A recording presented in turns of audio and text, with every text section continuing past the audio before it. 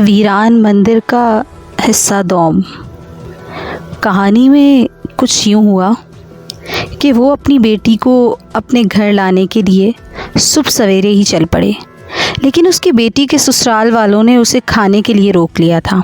और फिर खाने के बाद वो ऐसे बातों में मशगूल हुए कि उन्हें वक्त गुजरने का एहसास तक ना हुआ, और फिर जल्दी जल्दी तैयारी करके वो घर के लिए निकल पड़े। उसकी बेटी के ससुरालियों ने उससे रात रुकने के लिए बहुत ज़ोर लगाया, लेकिन वो इसलिए नहीं रुक सका क्योंकि घर में और भी बहुत से अधूरे काम छोड़ आया था। आधे रास्ते में ही शाम सर पर आ गई थी, और फिर देखते ही देखते शाम के साए गहरे होने लगे। दोपहर का खाना खाया हुआ था और उन्हें भूख भी बहुत ज़ोरों की लगी हुई थी। उसकी बेटी ने चलते वक्त कुछ रोटियां और कुछ गुड़ की डलियां साथ रख ली थीं, जो उस वक्त उसके काम आ रही थीं, और वो उन्हें खाने में मसरूफ़ थी। अभी वो मज़ीद 1 मील ही चले होंगे कि आसमान पर गहरी सुर्ख आंधी के आसार नमूदार होने लगे, और साथ ही हल्की हल्की हवा चलने लगी। आसमान पर छाने वाली घटा का रंग गहरा सुर्ख था, जो तेज़ी से मज़ीद गहरा होता चला गया, और फिर अचानक एक ज़ोरदार झक्कड़ चला और चारों तरफ मिट्टी ही मिट्टी उड़ने लगी। तेज़ हवा में बैलगाड़ी भी डगमगाने लगी। बैल बेकरार होकर बिफरने लगे, जिसे संभालना बहुत मुश्किल हो गया। धूप से बचने के लिए बैलगाड़ी के चारों तरफ और ऊपर की जानिब जो कपड़े लगाए गए थे वो मिनटों में तेज़ हवा की नज़र हो गए। गर्दो गुबार के तूफ़ान में आंखें तक खोलना बहुत मुश्किल हो रहा था। मुंह और नाक में तेज़ी से मिट्टी घुसती जा रही थी। उधेड़-मुड़ शख्स ने अध आँख खोलों से आसपास नज़र दौड़ाने की कोशिश की, मगर उड़ती हुई मिट्टी में ऐसा करना नामुमकिन दिखाई दे रहा था। अभी वो इसी शशोपंज में मुब्तला थे कि उसके कान में एक ऐसी आवाज़ सुनाई दी जिसे कोई उसे दाएं तरफ जाने वाले रास्ते की तरफ बढ़ने का कह रहा हो। पहले तो उसने अपना वहमो ख्याल समझकर छोड़ दिया, लेकिन फिर बारहा ऐसी आवाज़ सुनाई दी जाने लगी तो उसने ना चाहते हुए भी बैलों का रुख अपने दाएं तरफ मोड़ दिया। बैल बड़ी मुश्किल से सीधे रास्ते से हटकर दूसरे रास्ते की जानिब बढ़ने लगे। अभी वो थोड़ी ही दूर गए होंगे कि तूफ़ान की रफ्तार में कमी आने लगी, और फिर अचानक तूफ़ान यूँ रुक गया जैसे कभी आया ही ना हो। झक्कड़ जितनी तेज़ी से आया उतनी ही तेज़ी से गायब हो गया, और सामने एक बहुत ही पुराना मंदिर दिखाई दिया। रात की तारीकी फैलने से उसकी इमारत इंतहाई खौफनाक लग रही थी। अभी वो इसी शशोपंज में डूबा उसे देख रहा था कि अचानक एक बहुत ज़ोर से किसी ने उसे धक्का दिया, और वो उछलकर बैलगाड़ी से नीचे ज़मीन की तरफ गिरा। और ज़मीन पर गिरने से पहले ही मंदिर के सामने की दीवार फटी और एक खौफनाक औरत का आधा धड़ बाहर निकला, जिसकी आंखों की सियाह पुतलियाँ गायब थीं। उसके फैले हुए हाथ ने पलक झपकते ही उस बूढ़े की गर्दन दबोच ली। इतना फासला होने के बावजूद उस हाथ ने उसकी गर्दन को यूं दबोच लिया था जैसे वो उसके इंतहाई करीब मौजूद हो। ये देखकर बैलगाड़ी में मौजूद उसकी बेटी दहशत ज़दा होकर चीखने चिल्लाने लगी। उसकी कुछ समझ में नहीं आ रहा था वो किस तरह इस उफरियत से अपने बूढ़े बाप को बचाए।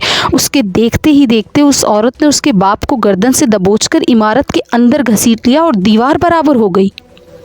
रात का अंधेरा चारों तरफ फैल गया था, और इस वहशतनाक तन्हाई में उसके चीखने चिल्लाने की आवाज़ों की बाज़गश्त दूर दूर तक सुनाई दे रही थी।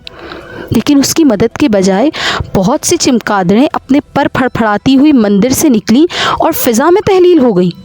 अभी उसकी आवाज़ की बाज़गश्त ख़त्म भी ना हुई थी कि उसके कपड़ों में शोले भड़क उठे। वो घबरा कर बैलगाड़ी से कूदी और ना चाहते हुए भी सीधी सामने नज़र आने मंदिर के दरवाजे की जानिब भागने लगी। उसके कपड़ों से उठने वाले शोले उसके जिस्म को कोई नुकसान नहीं पहुंचा रहे थे।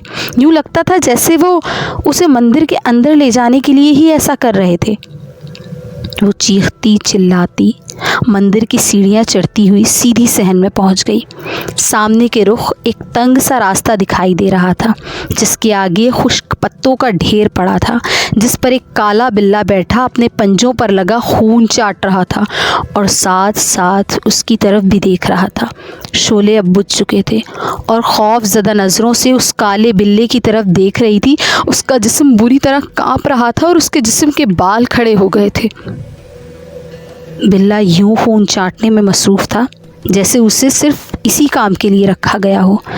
वो हौले हौले एक जानिब खिसकने लगी। भाग कर कहाँ जा रही हो? यहाँ आने का रास्ता है, लेकिन वापसी के लिए जान की कुर्बानी देनी होगी। बिल्ले के मुंह से इंसानी आवाज़ सुनकर उसके मुंह से चीख निकल गई और वो लहराकर मंदिर के फर्श पर ढेर हो गई। रात के तकरीबन 2 बजे का वक्त हुआ जब एक तारीक तहखाने में से एक कोठी से एक इंसानी भेड़िया लोहे की जंजीरों से बंधा घुर्रा रहा था। उसके अंदाज से यूँ लगता था जैसे वो किसी भी वक्त जंजीरों को तोड़कर फरार हो जाएगा। उसके जिस्म पर रीछ की तरह भूरे बाल थे जो गर्दो गुबार से उठे पड़े थे। तहखाने में सिर्फ एक रोशनदान बना हुआ था जिसमें से चांद की चांदनी 1 फीट चौड़े चकोर हाले की सूरत में फर्श पर पड़ रही थी। उसके अलावा हर तरफ तारीकी का राज था। चांद हौले हौले अपनी मंजिल तय कर रहा था और फिर जैसे ही उसके आगे आने वाले बादल सरके, उसने जंजीरों को एक ज़ोरदार झटका दिया और जंजीरों के टूटते ही वो तेज़ी से उछलता कूदता तहखाने की सीढ़ियों की जानिब भाग गया। जिन जंजीरों से वो बंधा कुछ देर पहले इंतहाई बेबस दिखाई दे रहा था, वही लोहे की मजबूत जंजीरें चांद के पूरी तरह नमूदार होते ही कच्चे धागों की मानंद साबित हुई। ये उसी मंदिर के तहखानों में से एक तहखाने का मंजर था जहाँ कुछ देर पहले एक काला बिल्ला मौजूद था और वहाँ कोचवान एक ताबूत लेकर दाखिल हुआ था।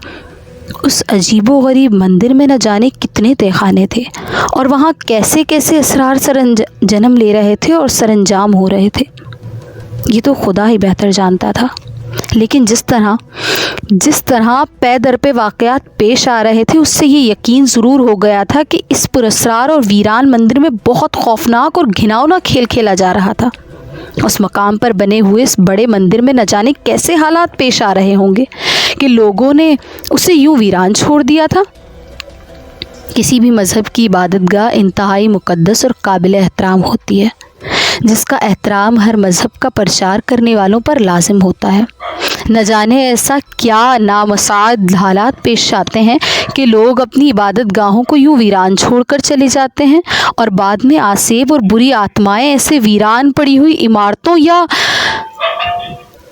और उन इबादत गाहों में बसेरा की हुई आत्माएं बस फिर बाद में खुदा की मखलूक को तंग करती रहती हैं। इस वीरान पड़े मंदिर में भी कुछ ऐसी ही बुरी आत्माएं बसेरा डाले हुई थीं जिनके काले करतूत आहिस्ता आहिस्ता सामने आते जा रहे थे। अब सुने आगे का हाल। सीढ़ियों के नज़दीक पहुंचते ही उस इंसानी भेड़िए ने एक ज़ोरदार टक्कर से लकड़ी के दरवाजे को टक्कर मारकर गिरा दिया और उछलकर बाहर निकल गया। चारों तरफ चांदनी का सहर फैला हुआ था जिसकी दूधियार रोशनी में हर चीज़ निखरी निखरी लग रही थी। यूँ लगता था जैसे कुदरत ने हर चीज़ पर सफ़ेद पाउडर छिड़क दिया हो। तहखाने से बाहर निकलते ही उस इंसानी भेड़िए का हुलिया एकदम तब्दील हो गया। उसकी बाँछों से 2 लंबे लंबे दांत बाहर निकल आए, उसकी थोड़ी तक लटकने लगे और उसकी आंखें लंबूतरी और तिरछी हो गई जिसमें सफ़ेदी बढ़ गई और हाथों के नाखून किसी खूनखार भेड़िए के पंजों की मानंद हो गए। एक नज़र में वो कोई खून आशाम भेड़िया ही लग रहा था। उसने अपने चारों तरफ एक नज़र डाली और दाएं तरफ भागने लगा। उसकी रफ्तार दरख्तों की भूल भुलैयों में भी इसी तरह थी जैसे वो किसी दरख्तों के झुंड में भागने के बजाय किसी सड़क पर भाग रहा हो। थोड़ी देर में दरख्तों का सिलसिला ख़त्म हो गया और सामने एक इंसानी आबादी नज़र आने लगी। तकरीबन 30-40 घरों पर मुश्तमिल आबादी, जिसमें से चंद एक इम्कानात में से रोशनी भी नज़र आ रही थी। बाकी घरों में मुकम्मल तारीकी छाई हुई थी। वो दरिंदा भागते भागते एक घर के करीब जाकर रुक गया। उसके मुंह से हल्की हल्की गुर्राहट की आवाज़ें सुनाई दे रही थीं। यूँ लगता था जैसे कहीं करीब ही 2 कुत्ते आपस में एक दूसरे को देखकर गुर्रा रहे हों। कुछ देर तक खड़े रहने के बाद उसने आहिस्ता आहिस्ता एक घर के दरवाजे की जानिब कदम बढ़ाए और उसके नज़दीक पहुँचते ही एक ज़ोरदार टक्कर से लकड़ी का कमज़ोर दरवाज़ा तोड़ दिया। ज़ोरदार टक्कर के सामने दरवाज़ा रेत की दीवार साबित हो गया और मकान के अंदर की जानिब गिर गया। दरवाज़ा टूटने की आवाज़ सुनते ही सहन में लेटे हुए अफराद हड़बड़ा कर उठ बैठे। कुछ देर तक तो उनकी कुछ समझ में नहीं आया कि क्या वाक़या पेश आया है। لیکن جیسے ہی ان میں سے ایک بچے کی نظر اپنے سامنے نظر آنے والے ایک انسانی درندے پر پڑی تو اس کے منہ سے چیخیں نکل گئیں۔ اس کی دیکھا دیکھی گھر کے دیگر افراد نے اس درندے کو دیکھتے ہی چیخنا چلانا شروع کر دیا۔ اس انسانی درندے نے ان کے چیخنے چلانے کی پرواہ کیے بغیر لپک کر اپنے سامنے چارپائی پر بیٹھے ایک 10-12 سالہ بچے کو اپنے پنجوں میں دبوچا اور لمبی لنگی چھلانگیں لگاتا باہر دروازے سے نکل گیا۔ تھوڑی دیر تک تو گھر کے افراد کو بالکل سمجھ نہ آیا کہ ان کے ساتھ کیا واقعہ پیش آیا ہے۔ ان کے سوچنے سمجھنے کی صلاحیت دم توڑ چکی تھی، لیکن جیسے ہی ان کے شعور نے انہیں اصلی حقیقت دکھائی وہ دہشت سے چیختے ہوئے اس درندے کے پیچھے گھر سے نکل گئے۔ لیکن اتنی دیر میں وہ انسانی بھیڑیا ان کی نظروں سے اوجھل ہو گیا تھا اور سامنے دور دور تک کچھ دکھائی نہیں دے رہا تھا۔ حالانکہ چاند کی روشنی میں ہر چیز واضح دکھائی دے رہی تھی۔ دور، بہت دور جنگل کے درخت کسی دیوتاؤں کے مانند سر اٹھا کر نظر آ رہے تھے، لیکن وہ انسانی بھیڑیا کہیں نظر نہیں آ رہا تھا۔ مایوس ہو کر وہ واپس گھر لوٹ آئے۔ ان کے چیخنے چلانے کی وجہ سے آس پاس کے دیگر گھروں کے افراد بھی اٹھ کر ان کے گھر کے صحن میں اکٹھے ہو گئے تھے اور ان کے ساتھ پیش آنے والے حالات کا سن کر دہشت زدہ نظروں سے مکان کے ٹوٹے ہوئے دروازے کی طرف دیکھ رہے تھے۔ اتنی دیر میں کسی نے وہاں کے نمبردار کو بھی اطلاع دے دی، جس کے نتیجے میں وہ اپنے 2 محافظوں کے ساتھ اس وقت اس متاثرہ گھر کے صحن میں بیٹھے ان سے پیش آنے والے حالات کے بارے میں پوچھ گچھ کر رہا تھا۔ واقعہ سننے کے ساتھ ساتھ وہ اپنے سر کو بھی یوں ہلا رہا تھا جیسے اس سارے واقعے کے بارے میں اسے یہ بات سمجھ نہیں آ رہی تھی کہ جس قسم کے انسانی بھیڑیے کے بارے میں وہ لوگ باتیں کر رہے تھے، اس قسم کے درندے کے متعلق اس نے آج تک نہ سنا اور نہ ہی کبھی کسی ایسے شخص نے وہاں کے علاقے میں موجودگی کا اس کا ذکر کیا ہو۔ اور اسے یہ بھی پریشانی تھی کہ اب وہ اپنے گھروں کی حفاظت کیسے کریں گے، کیونکہ جس قسم کا حلیہ اسے بتایا جا رہا تھا اس سے صاف ظاہر ہوتا تھا کہ وہ انتہائی خونخوار اور طاقتور ہے۔ اس کے باوجود اس نے تمام حالات جاننے کے بعد اپنے کچھ بندوں کو اسلحہ وغیرہ دے کر جنگل کی طرف جانے والے راستے پر روانہ کر دیا، اس امید پر کہ شاید ابھی تک اس درندے نے اس معصوم بچے کو اپنی درندگی کا نشانہ بنایا ہو۔ اس کے آدمی اسلحہ لے کر جنگل کی طرف بھاگ گئے اور نمبردار باقی بچ جانے والے افراد کے ساتھ بات کرنے لگا۔